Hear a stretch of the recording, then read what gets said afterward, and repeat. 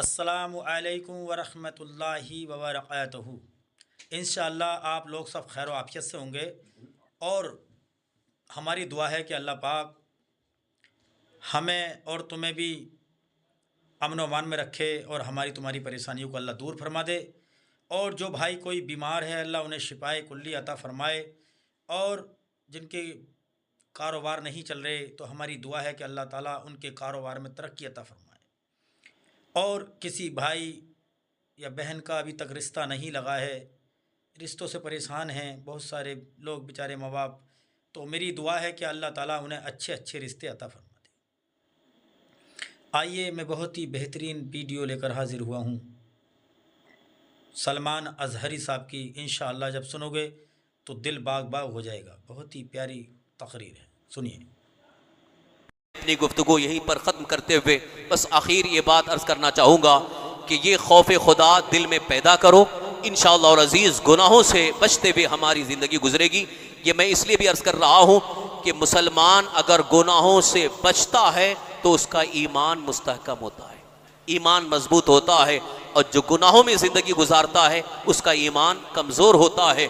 और जहाँ ईमान कमज़ोर हुआ फिर बहुत जल्द शैतान जो है या तो कुफ्र की तरफ ले जाता है, बदअकीदगी बदमज़हबियत की तरफ ले जाता है। इसलिए ईमान को मुस्तहकम, ईमान को मजबूत करने के लिए गुनाहों से बचना ज़रूरी है, और गुनाहों से बचने के लिए दिल में खौफ खुदा पैदा करना ज़रूरी है। अब खौफ खुदा किस तरीके से पैदा हो सकता है? एक तो सरकार दो आलम सल्लल्लाहु अलैहि वसल्लम के फरमाने आली शान की रोशनी में नमाज पढ़ने के वक्त ही हम इसकी स्पिरिट पैदा करें, इसकी एक प्रैक्टिस करना शुरू कर दें। और अगर इससे भी न हो पा रहा हो कोशिश करने के बावजूद, तो उसके लिए एक बहुत बेहतर तरीका यह है जो अल्लाह का इरशाद है। अल्लाह ताला ने इरशाद फरमाया, वस्बिर नफ्सका मअल लदीन यदऊन रब्बहुम बिलगदाति वल अशी युरीदून वजहा। अपने आप को उन बंदों के साथ रहने को लाजिम कर लो जो सुबह शाम अल्लाह के जिक्र में मसरूफ है। अपने आप को लाजिम कर लो, यानी उनकी सोहबत में हो जाओ, उनके साथ उठना बैठना करो जिनकी जबान पर सोते, जिनकी जबान पर उठते बैठते चलते फिरते अल्लाह का जिक्र है, जिनके दिल से सदाए अल्लाह अकबर बुलंद होती हो, जिनके दिलों में इश्क रसूल सल्लल्लाहु अलैहि वसल्लम की शमा रोशन हो। उनके साथ रहने की अगर कोशिश करोगे, और साथ ही साथ आप अपनी निगाहों को, अपने आँखों को, ये दुनिया की जो ज़ाहिरी चमक दमक है, दुनिया में जो बहुत ज़्यादा अय्याशियों का माहौल बन रहा है, बेहयाइयों का माहौल है, उससे अपनी निगाहें बचाने की कोशिश करो। अल्लाह वालों की सोहबत में रहना पसंद करो। अल्लाह ताला फरमाता है, यकीनन तुम्हारे दिल में, यकीनन सरकार दो आलम सल्लल्लाहु अलैहि वसल्लम इरशाद फरमाते हैं, तुम्हारे दिल में अल्लाह का खौफ भी पैदा हो जाएगा, और फिर शैतान तुम्हारा इग़वा नहीं कर सकेगा। उनकी सोहबत में रहने की बुनियाद पर शैतान तुम्हारे ईमान पर डाका नहीं डाल सकेगा, ईमान को छीन नहीं सकेगा। लिहाजा आज की इस महफिल में खुसूसियत के साथ ये पैगाम है कि हमेशा के लिए अपने अंदर ये चीज़ पैदा करो, ताकि सिर्फ आज की इस रात के लिए ही नहीं, 31st नाइट में लोग गुनाहों में, खुराफात में, बेहयाइयों में ज़िंदगी गुजारते हैं, इसलिए ये आपको बुलाया गया, ऐसा नहीं है। ये हमेशा के लिए अपना लो कि हम अपनी ज़िंदगी की आखिरी सांस तक अपने दिल में अल्लाह का खौफ पैदा करके गुनाहों से बचने की कोशिश करेंगे। सरकार मदीना सल्लल्लाहु अलैहि वसल्लम की सच्ची मोहब्बत में, इताअत में ज़िंदगी गुजारेंगे। अल्लाह ताला का वादा है, वमन युतिइल्लाह व रसूलहु फ़क़द फ़ाज़ फ़ौज़न अज़ीमा। जो सही मानों में अल्लाह और उसके रसूल की इताअत करता है वही सबसे बड़ा कामयाब है। अल्लाह ताला हम सबको दुनिया और आखिरत में कामयाबी अता फ़रमाए, और तमाम गुनाहों और बुराइयों से बचने की तौफ़ीक़ अता फ़रमाए। हमें ईमान पर ज़िंदा रखी, ईमानी पर ख़ात्मा नसीब फरमाए। आमीन बिजाही नबील अमीन अलैहिस्सलातु वत्तस्लीम वमा अलैना इल्लल बलागुल मुबीन। आप हज़रात तशरीफ़ रखें। अभी एक और पुरमग़ज़ मुदल्लल मुफस्सल ख़िताब हमारे बिरादर मोहतरम अल्लामा मुफ्ती सलमान अज़हरी साहब क़िबला का होगा। आप हज़रात इत्मीनान के साथ बैठे रहें, और जब ख़िताब ख़त्म होगा उसके बाद ज़िक्र होगा, फिर उसके बाद इंशाअल्लाह दुआएँ भी होंगी। आप हज़रात महफ़िल के इख्तिताम तक रहें। ख़ास तौर पर दुआ में शिरकत करना है, इसलिए कि जो अगला साल जो 2024 अंग्रेज़ी साल, शमसी साल शुरू हो रहा है, इसके लिए हम खुसूसी दुआएं करें ताकि आने वाला साल तमाम मुसलमानों के हक़ में बहुत बेहतर साल हो जाए। अल्लाह ताला हम तमाम मुसलमानों के हक़ में ये आने वाला साल बेहतर फरमाए। आमीन बिजाही नबी अमीन अलैहिस्सलातु व तस्लीम व मा अलैना इल्लल बलागुल मुबीन। अस्सलामु अलैकुम व रहमतुल्लाह।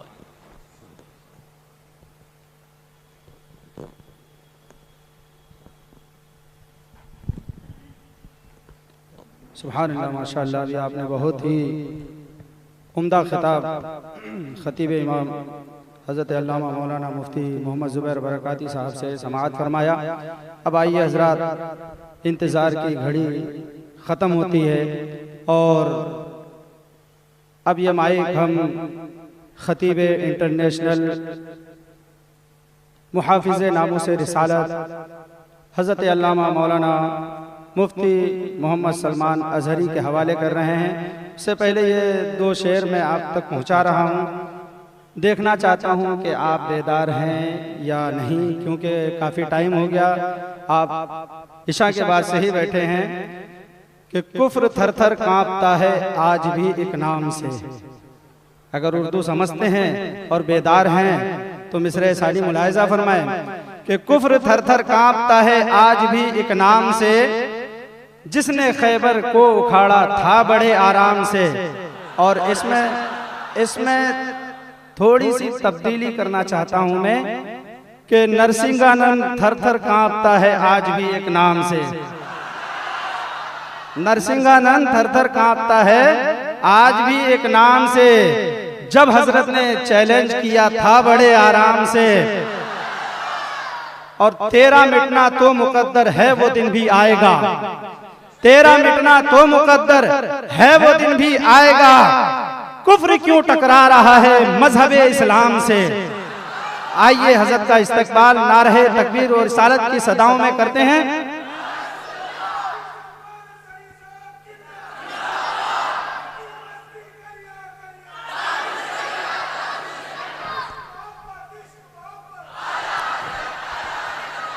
नारे तकबीर, नारे रिसालत, जश्न इस्लाह मुआशरा, मुहाफिज़े नामूसे रिसालत, उलमाए अहले सुन्नत हज़रत अल्लामा मौलाना मुफ्ती सलमान अज़हरी साहब क़िबला। लब्बैक लब्बैक लब्बैक या रसूल अल्लाह।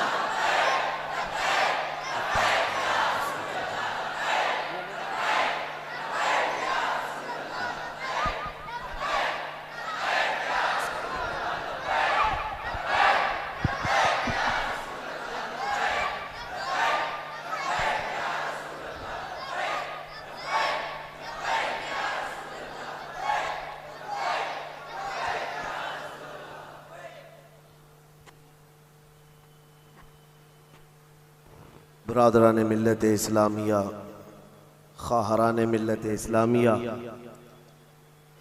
हाज़रीन इजलास, खुसूसियत के साथ फ़ख्रुल असातिज़ा उस्ताज़ुल असातिज़ा हज़रतुल अल्लामा मुफ्ती ज़ुबैर अहमद साहब क़िबला मिसबाही अदामल्लाहु इक़बालुहु, और दूर दराज से इस महफ़िल में शरीक तमाम अहले सुन्नत व जमात, अस्सलामु अलैकुम व रहमतुल्लाहि व बरकातुहू।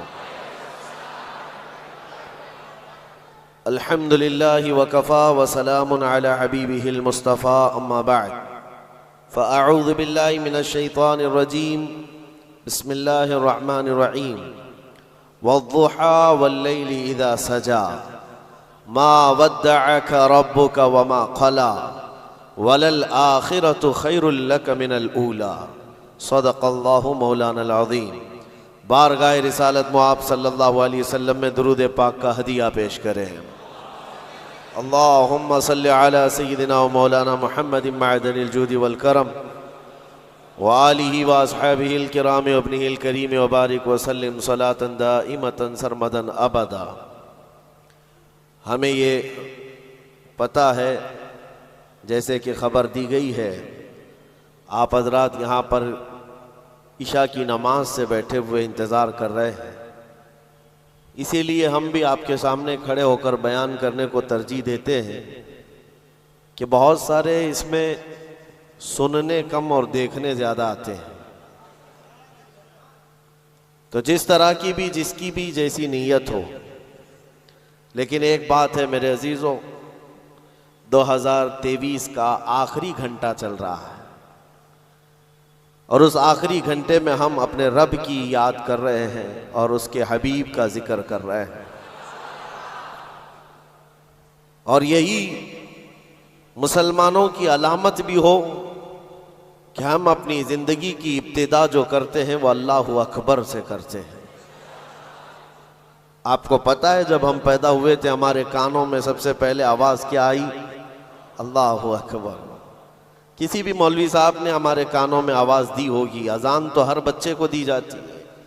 अल्लाहु अकबर से हमारी ज़िंदगी शुरू हुई है और जब इंतकाल हो जाए, जनाजा तैयार करके लाया जाए, इमाम के सामने रखा जाए, इमाम सबसे पहले हाथ बांधते हुए क्या कहता है?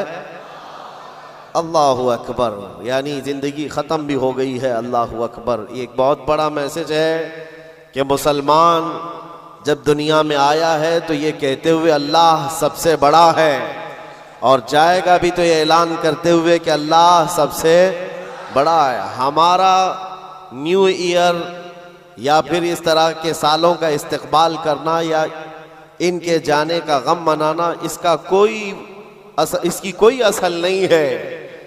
ये साल का आखिरी घंटा हम तो सिर्फ इसलिए यहाँ पर जमा है कि गैरों ने लोगों में एक अजीब मिजाज बना दिया है कि इसको सेलिब्रेट किया जाएगा। और कैसे सेलिब्रेट किया जाएगा? शराब के नशे में धुत होकर साहिल, समंदर और दीगर इलाकों पर आज पार्टियां और वहाँ पर नशे की महफिलें सजाई जाती हैं।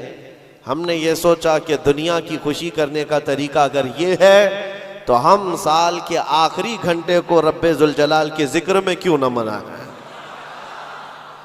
मेरे अजीज़ों, यकीन है कि अभी आधा घंटे के बाद क्या हो रहा है? 12 बजने वाले हैं। 12 बजने वाले हैं और 12 सुन्नियों के लिए तो खैर का है। इंशाअल्लाहुल अजीज इस 12 के बाद आने वाला जो साल होगा, कुफ्फार और मुशरिकीन के 12 जरूर बजाएंगे। दुआ तो करेंगे हम यही कि अगला साल जो लोग इस नशे में धुत हैं कि 2024 हमारा है, 2024 में ऐसा होगा वैसा होगा। इस 12 पर हम दुआ यही करते हैं कि मौला आज के रात के 12 के बाद उन सारे दुश्मनान इस्लाम की ज़िंदगी के 12 बज जाए। अल्लाह करीम वो दिन ज़रूर लाएगा। और मैंने एक आयत तिलावत की है आपके सामने, कुरान पाक की मशहूर सूरह है, सूरह वद्दुहा। रब तबारक व तआला कसम याद फरमा रहा है उस चाश्त के वक्त की कसम जो महबूब के चेहरे की तरह चमकता है। वल्लैल इज़ा सजा, उस रात की सियाही की कसम जो महबूब की जुल्फों की तरह है। मा वद्दअक रब्बुका वमा क़ला, महबूब आपके रब ने ना आपको छोड़ा है और ना कुछ कम किया है।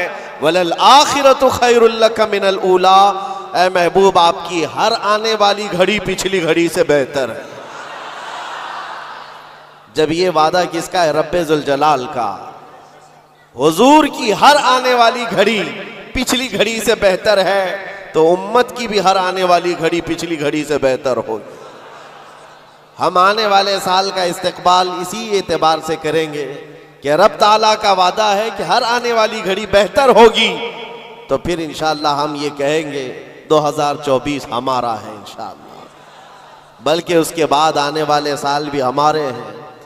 मैं गुफ्तगू की तरफ आगे बढ़ता हूँ, लेकिन उससे पहले आपको मैं बताऊँ, ऐसे डर के माहौल में, ऐसे सरासीमगी के वक्त में, जहाँ लोग छोटी सी अफवाह पर भी घरों पर दुबके बैठे हुए हैं, आज मुसलमानों में ख़ास तौर पर इतना डराया गया है कि लोग सफ़र करना भी छोड़ रहे हैं। अरे नहीं, अब ऐसे हालात हो जाएंगे, हम ट्रेन का सफ़र नहीं करेंगे, फलां जगह ना जाए। इतने डर के बावजूद, डर तो तुम्हारे अंदर फैलाया गया, खौफ तुम्हारे अंदर लाया गया, लेकिन जानते हो उनके पाखंडियों की बातों को सुना कभी?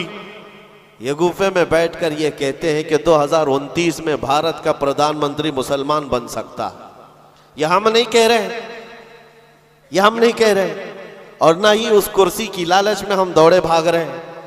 जिसके पास आयतल कुर्सी है उसे उस कुर्सी की हाजत नहीं, लेकिन दिलों का खौफ ये बताता है, उनका डर ये बताता है कि अगले साल आने वाले इनके लिए हो सकते हैं। और मैं दुआ करता हूं अल्लाह उनका डर सही फरमाते। अजीज़ान गिराम वक़ार, हर आने वाला दिन तुम्हारे लिए बेहतर है, लेकिन शर्त है, एक ही शर्त है, क्योंकि रब ताला ने फरमाया वला तहीनु वला तहज़नु व अंतुमुल अअलौन। घबराओ मत, बेकरार मत हो, तुम सबसे ज्यादा कामयाब रहोगे इन कुंतुम मुमिनीन। शर्त यह है कि तुम मेरे नबी की गुलामी में आ जाओ, ईमान वाले हो जाओ, तब फिर तुम्हारे लिए हर आने वाली घड़ी बेहतर है, हर आने वाली घड़ी पिछली घड़ी से बेहतर है। शर्त यह है कि ईमान की जिंदगी आ जाए तुम्हारे, और ईमान ना हो, ईमान किसे कहते हैं सबको पता है, हदीस रसूल है, मेरे आका सल्लल्लाहु अलैहि वसल्लम ने फरमाया ला युमिनु अहदुकुम हत्ता अकूना अहब्बा इलैहि मिन वालिदिही व वलदिही वन नासी अजमाइन। तुम में से उस वक्त तक कोई मोमिन नहीं हो सकता कामिल जब तक कि वो अपने माँ बाप, औलाद और सारी दुनिया से ज्यादा मुझसे मोहब्बत ना करे। दूसरी हदीस है ला युमिनु अहदुकुम हत्ता यकूना हवाहु तबअन लिमा जिअतु बिही। हुजूर पाक सल्लल्लाहु अलैहि वसल्लम फरमाते हैं तुम में से उस वक्त तक कोई कामिल मोमिन नहीं हो सकता जब तक कि वो अपनी ख्वाहिशात को मेरी मर्जी के मुताबिक ना बनाए। हुजूर की मर्जी के मुताबिक जब तक तुम अपनी ख्वाहिशात नहीं बनाओगे मोमिन नहीं हो सकते, और मोमिन कामिल नहीं होगे तो फिर मदद भी नहीं है। मैं उस मोमिन की बात कर रहा हूं जिसको कुरान कहता है कभी कद अफलहल मुमिनून, ईमान वाले कामयाब हो चुके। कौन से ईमान वाले? ईमान की शर्त अव्वल है हुजूर के लिए बे इंतहा मोहब्बत करना, शर्त अव्वल है। अब आइए हम आज की इस रात में तज़किरा उन लोगों का करें जिनका जिक्र हमारे ईमान की जिला का सबब है। वो दीवान गाने इश्क़ रसूल जिन्होंने अपनी जिंदगियां हुजूर के कदमों में निछावर कर दी। मैंने आज ये सोचा कि उनकी बारगाहों में खिराज अकीदत पेश करते हुए जवानों के लिए मिसाल रखो। आज के नौजवान आइडियल किसको समझेंगे? मेरे अजीजों, दुनिया आज बड़ी बड़ी स्क्रीनें लगाकर मुजरा करने वाले जालिमों के नाच को देख रही होगी। स्टंट करने वाले इनके सामने हीरो बन जाते हैं। मैं आज आपको उन जियालों की बात रखना चाहता हूं जो हकीकत में हीरो हैं, जो पूरी दुनिया के लिए हीरो है। उस बतले जलील का एक नाम काफी है, खालिद बिन वलीद। इसकी मिसाल दुनिया लाने से कासिर है। मेरे अजीजों, मेरी पूरी गुफ्तगू का खुलासा सिर्फ इतनी बात पर होगा जो बरेली के इमाम ने पुकार कर कहा था, फिर के गली गली तबाह ठोकरें सबकी खाई क्यों, दिल को जो अक्ल दे खुदा तेरी गली से जाए क्यों। आज जो गली गली घूम रहे हैं उन तक भी पैगाम पहुंचाओ, फिर के गली गली तबाह ठोकरें सबकी खाए क्यों। आ जाओ इस दरबार में, इस दरबार का जो सग भी हो जाता है, कुत्ता भी होता है, वो अपने वक्त का मुजद्दिद बन करके ये नारा लगाता है, ये नारा लगाता है, उस गली का गधा हूं मैं जिसमें मांगते ताजदार फिरते हैं। उस गली का गधा हूं मैं जिसमें मांगते ताजदार फिरते हैं। खुसरवी अच्छी लगी ना सरवरी अच्छी लगी, हम फकीरों को मदीने की गली अच्छी लगी। हुजूर ताजुश शरिया बदरुत तरीका फरमाते हैं, बुल हवस सुन सीमो जर की बंदगी अच्छी नहीं, उनके दर की भीख अच्छी सरवरी अच्छी नहीं। जो पिया को भाए अख्तर वो सुहाना राग है। ये ताजुश शरिया फरमाते हैं, जो पिया को भाए अख्तर वो सुहाना राग है। क्या मतलब है? जो मुस्तफा को पसंद आए वही असल राग है, वही बात अच्छी है। जो पिया को भाए अख्तर वो सुहाना राग है। जिससे नाखुश हो पिया वो रागनी अच्छी नहीं, जिससे नाखुश हो पिया वो रागनी अच्छी नहीं। पिया हुजूर के बारगाह में इस्तिआरतन कहा गया है। हुजूर को जो चीज ना पसंद है वो हमारे लिए अच्छी है ही नहीं। यही तो बरेली का मिजाज है। कहते हैं ना ताजुश शरिया रहमतुल्लाह ताला अलैह, कि नबी से हो जो बेगाना उसे दिल से जुदा कर दे, पिदर मादर बिरादर जानो माल उन पर फिदा कर दे। ये सारे अशार का लुब्बे लुबाब खुलासा क्या है? उसका खुलासा यही है जो सहाबा का नारा था, हो ना ये फूल तो बुलबुल का तरन्नुम भी ना हो, चमने दहर में कलियों का तबस्सुम भी ना हो ना ये साकी तो मैं भी ना हो, खुम भी ना हो, बस में तौहीद दुनिया में ना हो, तुम भी ना हो। खीमे अफलाक का इस्तादा उसी नाम से है, नबज़े हस्ती तपश आमादा उसी नाम से है, दश्त में दामने कोहसार में मैदान में है, बहर में मौज की आगोश में तूफान में है, चीन के शहर मराकश के बयाबान में है, वही नाम पोशीदा हर मुसलमान के ईमान में है। और वो जो न हो तो और वो जो न थे तो। ये सारे अशार के बाद अब आओ मैं गुफ्तगू को आगे बढ़ाता हूं। इसी बात पर तवज्जो रखना, फिर के गली गली तबाह, ठोकरें सबकी, अगर किसी को ठोकर लगी है तो वो दिल पर हाथ रखकर आ जाए। आज मैं उन जियालों की तरफ चलता हूं। यमन का एक कबीला बनु असद एक कबीला है जिसमें रहने वाले एक शख्स है हारिसा, और उनकी बीवी, छोटा सा एक कुंबा, छोटा सा एक खानदान, 3 बच्चे थे। हारिसा और उनकी बीवी और 3 बच्चे। ये यमन का रहने वाला एक कबीला है। औरत अपने 3 बच्चों को लेकर मैके जा रही थी, और बड़ा बेटा जो उस वक्त उम्र का 8 साल का था, जैद नाम था, काफिले पर अचानक डाकुओं का हमला हुआ और माल लूट लिया गया, और साथ ही डाकुओं ने ये जैद नामी छोटे से बच्चे को, 8 साल के बच्चे को भी गिरफ्तार कर लिया। एक माँ का कलेजा दहल गया कि मेरे 8 साला बच्चे को मुझसे छीना गया, बाकी 2 बच्चे तो साथ थे। माँ की कैफियत ऐसी थी कि पहाड़ों पर चढ़ जाती, चीखती थी, और अरबी में जो अशार कहती थी, अल्लाहु अकबर, आज भी मौजूद है। यमन की रहने वाली ये खातून पहाड़ों पर जाकर पुकारती थी कि कोई मेरे जैद को देखा है तो मुझे बता दे। और जब खबर बाप को आकर लगी, बाप जान निछावर करता था अपने बेटे जैद पर।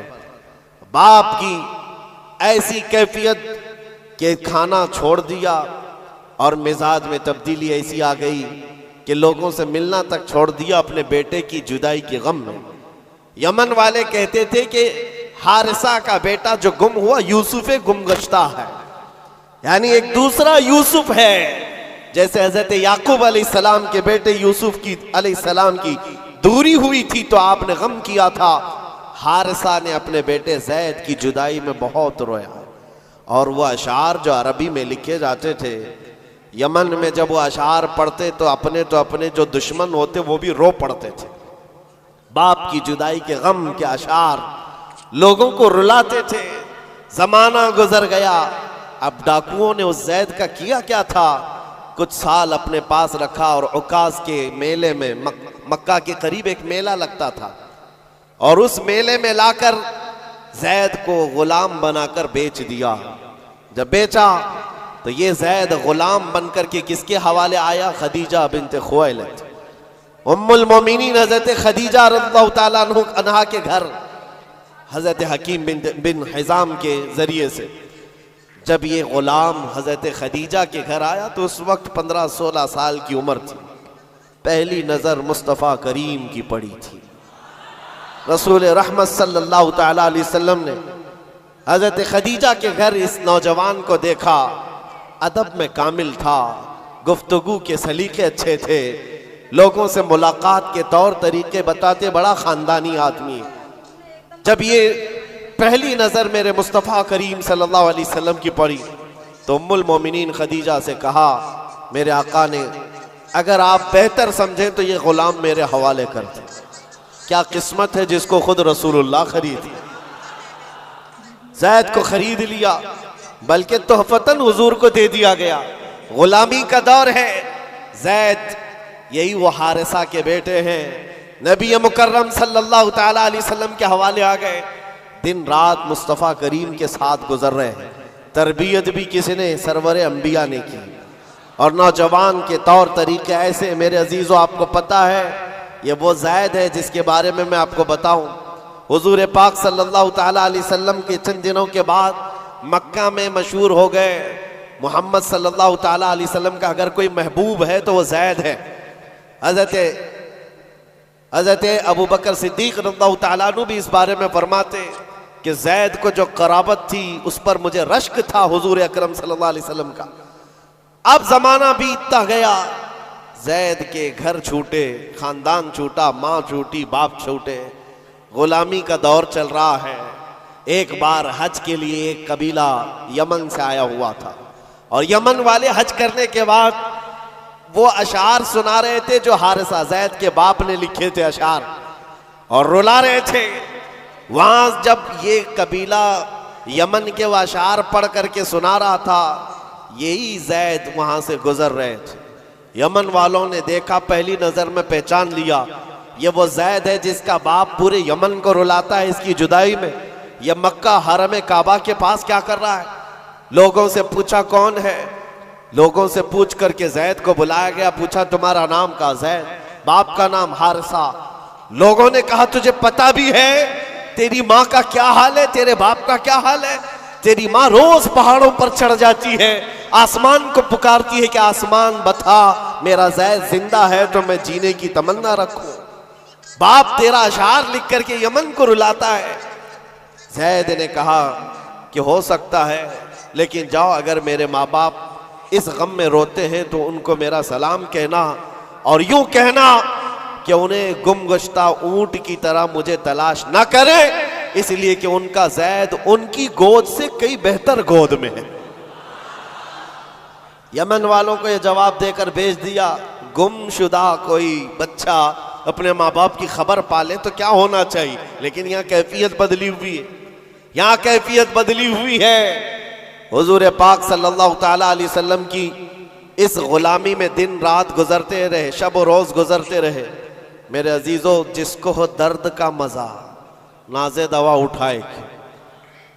आपको मैं बताऊं, ये कबीला यमन का गया और जा करके ज़ैद के माँ बाप से कहा, हारिसा और उनकी माँ से कहा, तुम्हारा गुमशुदा बच्चा मिल गया, हरम काबा में हमने उसको देखा है और सुना है मोहम्मद नामी अरब के एक मशहूर शख्स की गुलामी में है और उनकी सखावत भी, दरिया दिली भी, रहम दिली भी मशहूर है। माँ और बाप ने खबर पाते ही महीनों का सफर दिनों में तय कर लिया, दौड़ते भागते मक्का पहुंचाए और जैसे पहुंचे पूछा कहाँ रहते हैं मोहम्मद सल्लल्लाहु अलैहि वसल्लम। हुजूर पाक सल्लल्लाहु अलैहि वसल्लम हरम काबा के पास ही उनको मिल गए। माँ इतना रोई, बाप इतना रोए, हुजूर पाक सल्लल्लाहु अलैहि वसल्लम को उन पर तरस आ गया। पूछा क्या बात है? कहा हमारा बच्चा गुम हुआ था, सालों बीत गए, अब तक हमने खाने का मजा नहीं चखा और हम सब की जिंदगी ऐसी वीरान सी लगती है कि उसके बगैर जिंदगी में अंधेरा है।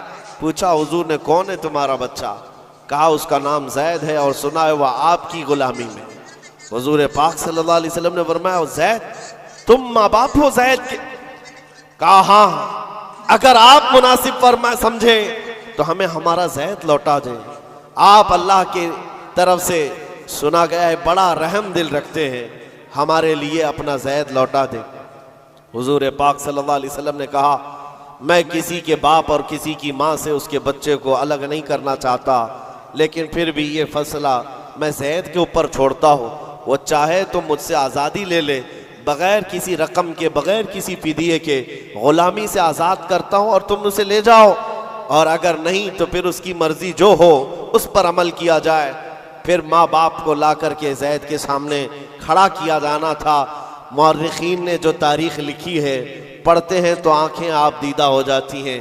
मेरे अजीज़ों, रसूल पाक सल्लल्लाहु अलैहि वसल्लम अपने घर ये दोनों माँ बाप को जो बिछड़े हुए बच्चे की जुदाई में रोते हुए आए थे, चचा भी साथ था, हुजूर अपने घर ले आए और उसके बाद ज़ैद अपने कामों में मसरूफ़ थे। बुलाया, ज़ैद इधर आ जाओ।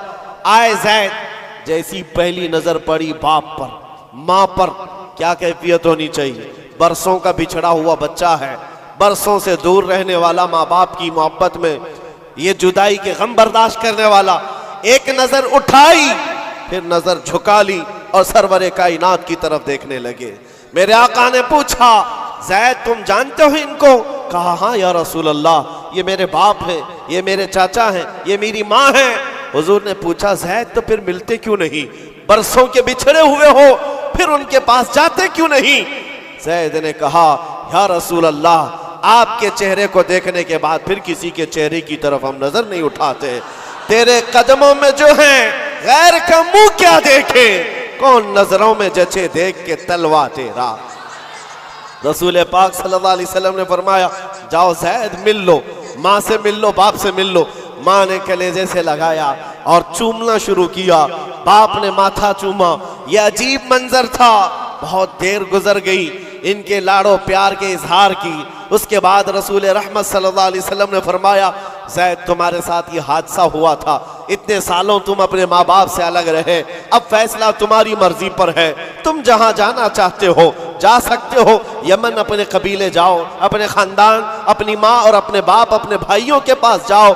हजरत ज़ैद उस वक्त खड़े होकर कहते हैं मक्का वाले ये मंजर देखने के लिए हुजूर के घर के अतराफ जमा हो चुके हैं, बहुत सारे जमा हैं। ज़ैद ने सबको मुखातिब करके कहा ऐ लोगो हाजिरीन मजलिस, सब देखो ये मेरी माँ है, ये मेरे बाप हैं, ये मेरे चचा हैं, लेकिन सबको गवाह बनाकर कहता हूँ मोहम्मद अरबी सल्लल्लाहु अलैहि वसल्लम की गुलामी 1000 आजादियों से अफजल है। मैं अपनी माँ के पास न जा सकता हूँ, न बाप के पास जाना चाहता हूँ, मैं हमेशा इसी दर की गुलामी में रहना चाहता हूँ। माँ कहती है बेटा आजाद कर रहे हैं तुझे मोहम्मद सल्लल्लाहु अलैहि वसल्लम, तुझे आजाद कर रहे हैं। दुनिया में किसी को आजाद कर दिया जाए उस वक्त तो बहुत बड़ी नेमत समझी जाती थी, लेकिन तुम हो कि आजाद होना नहीं चाहते। ज़ैद ने कहा 1000 बाप और 1000 माँ मिलकर जो अपने बच्चों पर शफकत नहीं कर सकती, वो मोहम्मद रसूलुल्लाह ने मेरे साथ किया। जैसे ही ज़ैद हज़रत ज़ैद का ये ऐलान मक्का वालों ने सुना तो क्या रसूल रहमत सल्लल्लाहु ताला अलैहि वसल्लम ने उनको छोड़ दिया? आता है फकीरों पे उन्हें प्यार कुछ ऐसा, खुद भीख दें और खुद कहें मंगते का भला हो। हुजूर रहमत सल्लल्लाहु ताला अलैहि वसल्लम, रहमत आलम सल्लल्लाहु अलैहि वसल्लम ज़ैद का हाथ पकड़ करके ले जाते। कहाँ लेकर के आए? हरम काबा के पास आए, पूरे मक्का वालों को मुखातिब करके कहा ऐ मक्का वालों गवाह रहना, मैंने ज़ैद को गुलामी से आजाद किया और आज के बाद से ये मेरा वारिस है और मैं इसका वारिस। मक्का में ये बात मशहूर हो गई। क्या? ज़ैद को ज़ैद बिन हारिसा कम कहा जाता था, ज़ैद बिन मोहम्मदुर रसूलुल्लाह कहा जाता। मोहम्मदुर रसूलुल्लाह का बेटा ज़ैद। मेरे अजीजों जो इस दरबार में आया है, जाहिर सी बात है ये वो मजा है जिसको चखने के बाद ही बरेली के इमाम ने कहा था फिर के गली गली तबाह, ठोकरें सबकी खाई क्यों, दिल को जो अक्ल दे खुदा तेरी गली से जाए। हुजूर पाक के दरबार का लुत्फ जिसने उठा लिया है फिर वो किसी और दरबार की तरफ मुंह भी नहीं करता। हुजूर अकरम सल्लल्लाहु ताला अलैहि वसल्लम की बारगाह की लज्जत जिसे हासिल है वो आज के हैप्पी न्यू ईयर के जलसों में या वहां के तमाशाओं में शिरकत करेगा? हरगिज नहीं हो सकता, हरगिज नहीं। वो आंख उन तमाशाओं को नहीं देख सकती जो जलवे रसूल देखने के लिए बेताब है। आज की रात मेरे अजीजों ये लिखा जाएगा, तुम्हारे नामा अमाल में तो ये लिखा ही जा रहा है।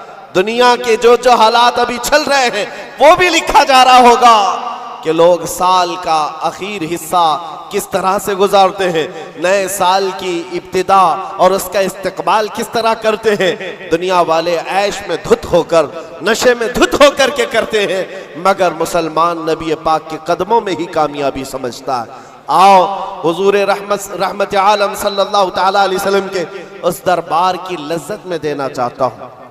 इसीलिए इस बात पर मैं बार बार तवज्जो दे रहा हूँ, फिर के गली गली तबाह, ठोकरें सबकी खाई क्यों। कब तक ठोकरें खाओगे ऐ नौजवानों? कब तक उसकी गली में इसकी गली में कहाँ कहाँ मांगोगे, कहाँ कहाँ किससे किससे बात करोगे? एक गली की तरफ आ जाओ जो हर गली से आजाद करती है। दूसरों के मंगता बनने से बेहतर है आमीना के लाल के मंगता बन जाए। उस नबी पाक की गुलामी जो 1000 आजादियों से अफजल है। सैयदना बिलाल हबशी रदी अल्लाह ताला, वो जानिसारे रसूल, दामने रसूल में जैसी आ गया। जानते हो हजरत बिलाल हबशी रदी अल्लाह ताला कई सालों तक जख्म उठाए और बच्चा बच्चा उनके मुतालिक जानता है। मक्का की गलियों में उनके पैरों में रस्सी बांधकर औबाश लोगों के हाथ में दिया जाता और वो बदमाश लड़के आपको मक्का की गलियों में रस्सी में पाँव में रस्सी बांधकर खींचा करते थे। उनकी जिस्म पर, उनकी पीठ पर गरम सिल रखा जाना, दहकते हुए अंगारों में उनको सुलाया जाना, ये सब रिवायतें पता है आप बिलाल हबशी को। लेकिन जो मैं बात कहने जा रहा हूँ, जमाना बीत गया, आप तो हुजूर पाक की गुलामी में आए और हुजूर पाक सल्लल्लाहु अलैहि वसल्लम की वफात के बाद सिद्दीक अकबर का ज़माना आया, हज़रत उमर का ज़माना। मेरे अजीज़ों, आपको एक बात बताऊं, जब मजलिसे अमीरुल मोमिनीन हज़रत उमर फारूक रज़ियल्लाहु ताला अन्हु में हज़रत बिलाल हाजिर होते, बिलाल उनकी कैफियत क्या थी? वो भी मक्का के गुलाम थे, हबशी गुलाम। हबशी गुलाम उस वक्त मक्का में हिकारत से देखते थे लोग, काले रंग का होता है, चौड़ी नाक का होता है। लेकिन सैयदना बिलाल हबशी की बात यह है, अमीरुल मोमिनीन उमर इब्न खत्ताब, जिसके रौब और दबदबे का हाल ये है कैसर और किसरा की फौजें थर थर कांपती हो, वो अमीरुल मोमिनीन जिसके बू से, जिसकी सिर्फ और सिर्फ हवा से, जिसकी खुशबू से शैतान रास्ता बदल लेता हो। जब बिलाल हबशी उनकी महफिल में आते तो क्या कहकर पुकारते जानते हो? या सैयदना बिलाल, या सैयदना बिलाल, ऐ हमारे आका बिलाल आइए, ऐ हमारे आका बिलाल आइए। हजरत बिलाल कहते, हुजूर ये आपकी जुबान से अच्छा नहीं लगता, मैं गुलाम हूं, मुझे गुलाम कहकर पुकारे, आप सैयदना कहते। कौन कह रहा है सैयदना? उमर इब्न खत्ताब। किसको कह रहे? बिलाल हबशी को। सैयदना बिलाल आइए। हजरत बिलाल जब कहते अमीरुल मोमिनीन, आप ये ना कहें सैयदना, मुझको गुलाम कहकर पुकारे। हजरत उमर क्या कहते थे? आइए आपको मैं बताऊं क्यों सैयदना बिलाल कहकर पुकारता हूं। आप अपना जुब्बा उठाएं। जब वो जुब्बा उठाते, उनकी पीठ पर जो दागे हुए निशान थे, हजरत उमर उसको बोसा लेते थे और चूमते थे और कहते, ऐ बिलाल, जो रसूलुल्लाह की मोहब्बत में जख्म तुमने खाए, वो जख्म हमने नहीं खाए हैं। जिसको हो दर्द का मजा, नाज़े दवा उठाए क्यों। अजीज़ा ने गिरामी वक़ार, मकाम और मर्तबे में वही बुलंद था जो दरबारे रिसालत में आपका और उस गली का गधा बन करके पूरी जिंदगी गुजारता रहा। एक दो नहीं, कई मिसालें आपको मैं बताऊं। एक साहबी हैं मुसअब बिन उमैर, ये रसूल पाक सल्लल्लाहु ताला अलैहि वसल्लम के एम्बेसडर कहलाते थे, तर्जुमान रसूल थे, सफीर रसूल थे। इनकी कैफियत क्या है? अल्लाहु अकबर। तारीख में लिखा है, ये 27 साल के कड़ियल जवान और मक्का में ऐसे लिबास पहनते थे कि रेशम का लिबास, इनका लिबास मशहूर था। और मक्का की गलियों में जब घूमते थे, इनका इतर जो लगाते, पूरी गलियों में खुशबू आती। महंगा लिबास पहनते, महंगा अतर इस्तेमाल करते। दामन मुस्तफ़ा से जब वाबस्ता हुए, ये मुसअब बिन उमैर, उनकी माँ भी काफिरा है, बाप भी काफिर है और सख्त तरीन दुश्मनाने रसूल हैं। शुरू में आपने अपना इस्लाम छुपाए रखा। चंद दिनों के बाद एक दिन उस्मान बिन तलहा ने देख लिया, जो खलील बरदार काबा थे, जाकर इनकी माँ से कहा, तू क्या घर पर बैठी रहती है? तेरा बेटा तो मोहम्मद के दीन को इख्तियार कर चुका है। माँ को इतना बुरा लगा ये जुमला। जब मुसअब बिन उमैर आए तो उनसे पूछा कि क्या तुमने मोहम्मद अरबी का दीन कबूल कर लिया है? आपने बरजस्ता कहा, हाँ, उस रसूल पाक सल्लल्लाहु अलैहि वसल्लम के दीन में दाखिल हुआ जो बंदों की इबादत से निकाल कर खालिक की इबादत की तरफ ले जाता है। आपका ये जुमला माँ बाप को शाक गुजरा, मारना शुरू किया, इतना मारा जख्मी कर दिया। उसके बाद मुसअब बिन उमैर घर से निकले, रोज मार खाते थे, रोज अपनी माँ से भी और अपने बाप से भी कोड़े भी खाते थे। दरबारे रसूल में जब आते तो जख्मी हालत में आते, कपड़े भी उनके जख्मों से फटे हुए होते। हुजूर पाक सल्लल्लाहु अलैहि वसल्लम ने फरमाया, मुसअब तुम यहाँ से हबशा चले जाओ, हबशा हिजरत करके चले जाओ। माँ बाप वतन सब छोड़कर हबशा की तरफ चले गए। चंद महीने वहां रुके, वापस आए, फिर दोबारा हबशा की हिजरत किया। नबी करीम सल्लल्लाहु ताला अलैहि वसल्लम का ये जानिसार हिजरत पर हिजरत करता रहा। एक वक्त ऐसा आया था कि नबी पाक सल्लल्लाहु ताला अलैहि वसल्लम ने मदीने हिजरत करने से पहले अपना सफीर बनाकर किसी को भेजा था तो मुसअब बिन उमैर थे। मदीने आए थे, गली गली में जाते थे, घर घर को खटखटाते थे। एक साल के अंदर 73 सहाबा को मदीने के वो हुजूर के पाक की बारगाह में लाकर गुलाम बना दिया था।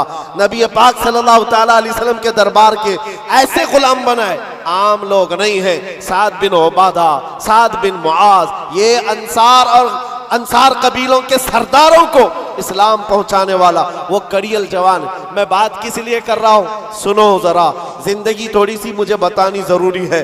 वो मुसअब बिन उमैर जो रेशम का लिबास पहनता, जो महंगे ऊद और अतर इस्तेमाल करता, दामन मुस्तफा में आया है, हिजरत पर हिजरत है, वतन छूटा है, कभी हबशा के चक्कर, कभी अफ्रीका के चक्कर, और उसके बाद कभी यसरब, यहाँ पर आप आकर आबाद होते रहे।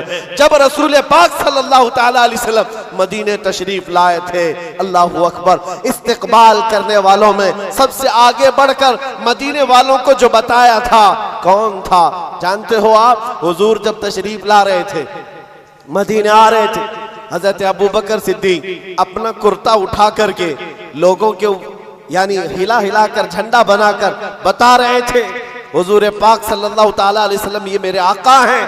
मुसअब बिन उमैर ने मदीने वालों को दूर से देख करके बताया था कि जो कपड़ा हिला रहा है वो रसूलुल्लाह का गुलाम खास है, और जो चमकदार चेहरा मदीने में तुलू हो रहा है वो मोहम्मद रसूलुल्लाह का है। मुसअब बिन उमैर ये मदीने तैयबा में सफीर इस्लाम है, सफीर रसूल है। थोड़े दिनों की बात है मेरे अजीजों, जैसे ही हुजूर तशरीफ लाए, जानते हो हुजूर के पास जिस वक्त वो आए थे मदीने में, मेरे आका सल्लल्लाहु अलैहि वसल्लम की आंखों में आंसू आ गए मुसअब बिन उमैर को देखकर। किस वजह से? सहाबा कहते हैं मुसअब बिन उमैर के पूरे जिस्म में पहनने के लिए कोई कपड़ा नहीं था, एक बकरी की खाल को लपेट करके उस पर कांटे लगा लिए थे। बकरी की खाल, और जगह जगह से वो भी फटी हुई है, वो पहन करके हुजूर के बारगाह में आए। मेरे आका सल्लल्लाहु अलैहि वसल्लम उन्हें देखकर रो पड़े। लोगों से कहा, जानते हो ये मेरा मुसअब, ये मक्का की गलियों में जब चलता था, इसके अतर की खुशबू पूरी गलियों में होती, सबसे महंगा लिबास पहनता, रेशम का लिबास पहनने वाला मुसअब बिन उमैर आज बकरी की एक खाल में अपना जिस्म छुपा रहा है। अजीजान गिरामी वक़ार, सारी ऐश की जिंदगी तर्क किया था सिर्फ इसी गली के लिए। फिर के गली गली तबाह, ठोकरें सबकी खाई क्यों, दिल को जो अक्ल दे खुदा तेरी गली से जाए क्यों। नबी रहमत सल्लल्लाहु तआला अलैहि वसल्लम ने अपनी चादर उठाकर उनको अता की थी, और उस चादर को लेकर जिंदगी भर गुजारते रहे। जब जंगे ओहद का मौका आया, बदर में शरीक रहे, ओहद में आए, सुनो उस मुसअब बिन उमैर की जिंदगी बता रहा हूं। नौजवानों, तुम्हें ऐसा लगता है जिंदगी के ऐश यही असल है? तुम आज अगर एक वक्त का खाना नहीं मिलता तो चिढ़ जाते हो, तुम्हारी पसंद के कपड़े नहीं मिलते, घर छोड़कर भाग जाते हैं। कुछ लड़कियां तो आज ये कहती है मेरा बाप मुझे क्या दिलाता है, या आज 6 महीने का जो उसका फ्रेंड बना है ये उसको अच्छे खासे कपड़े दिला रहा है। ये सब तो आज मेयार बना हुआ है जीने का। उस मुसअब बिन उमैर की जिंदगी सिर्फ इसलिए बता रहा हूं, ऐश व इशरत को तर्क किया था उस रसूल पाक सल्लल्लाहु तआला अलैहि वसल्लम की गुलामी में। जानते हो ओहद के मैदान में एक वक्त ऐसा आया कि शैतान ने अफवाह गरम कर दी थी कि मोहम्मद रसूलुल्लाह का इंतकाल हो गया सल्लल्लाहु अलैहि वसल्लम। माअज़ल्लाह, जैसी ये खबर फैली, सहाबा इकराम की 2 जमातें हो गई। 2 जमातें कैसे? बाद सहाबा ने कहा आप तलवार उठा करके क्या करेंगे, चलो मदीने वापस चलते हैं। हुजूर पाक सल्लल्लाहु तआला अलैहि वसल्लम का अगर इंतकाल हो गया, विसाल हो गया है, तो क्या करेंगे? कुछ तो तलवार उठाने को ये कहकर छोड़ दिए, और लेकिन दूसरी जमात ये थी जो ये कह रहे थे कि ठीक कहा तुमने, रसूल पाक सल्लल्लाहु अलैहि वसल्लम के पास उनके बाद तलवार उठाकर करना क्या है। लेकिन मुसअब बिन उमैर का एक जुमला था जो ओहद के मैदान में गूंज रहा था, ऐ लोगों ये क्यों नहीं सोचते रसूलुल्लाह के बाद जीने का क्या मतलब है? अगर रसूलुल्लाह नहीं है तो फिर जी कर के मतलब क्या, उठाओ तलवार। तो ये चंद लोगों की जो जमात की सिपह सालारी कर रहे थे उस वक्त मैदान में, मुसअब बिन उमैर झंडा हाथ में पकड़ा था, कुमैया नाम का एक दुश्मन उनके मोंढे से तलवार मोंढे को काट दिया, कंधे से हाथ काट दिया। झंडा रसूलुल्लाह का जिसके हाथ में है वो हाथ का कट जाना, गोया कि झंडा नीचे आ जाए। मुसअब बिन उमैर का एक हाथ कटा, झंडा बाएं हाथ में उठाकर खड़े हुए।